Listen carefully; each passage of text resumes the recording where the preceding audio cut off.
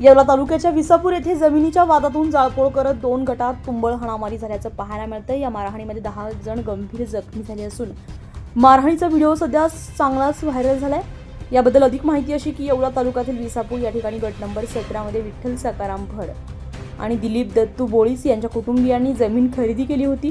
मात्र जमीन मोजणी करून कोर्टात वाद सुरू असताना 7 जून 2025 रोजी दुपारच्या सुमारास दोन्ही गटामध्ये तुंबळ हाणामारी होऊन एकूण 10 जण गंभीर जखमी झालेत। जखमींवर उपजिल्हा रुग्णालय येथे उपचार सुरू आहेत। घटनेचा पुढील तपास येवला पोलीस करत आहेत।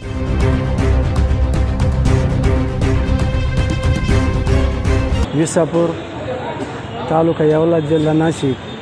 मी गट नंबर 17 परवानगी आणून जमीन खरेदी करेली, तरी पण हे सामनेवाले माझ्यावर दमाव टाकू राहिले।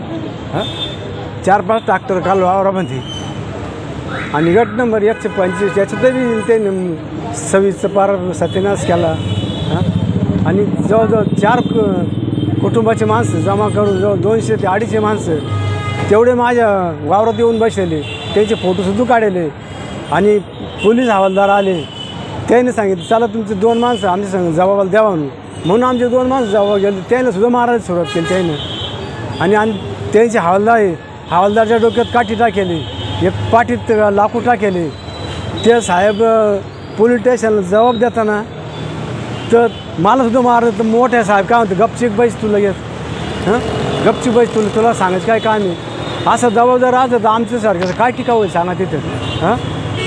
एवढं बोलणं तर काय बोलावं सुचत नाही मला। असं सीएम साहेबांना सूचित करायचं आहे की जे येवला पोलीस स्टेशनचे बीट हवालदार आमचे सावरगावचे सचिन वैरागर म्हणून व त्यांचं पोलीस स्टेशन याच्यामध्ये पुरेपूर मॅनेज झालेलं आहे।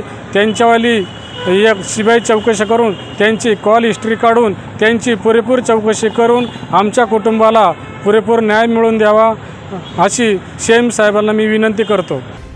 न्यूज पोलखोलसाठी नासिर पठाण, नाशिक।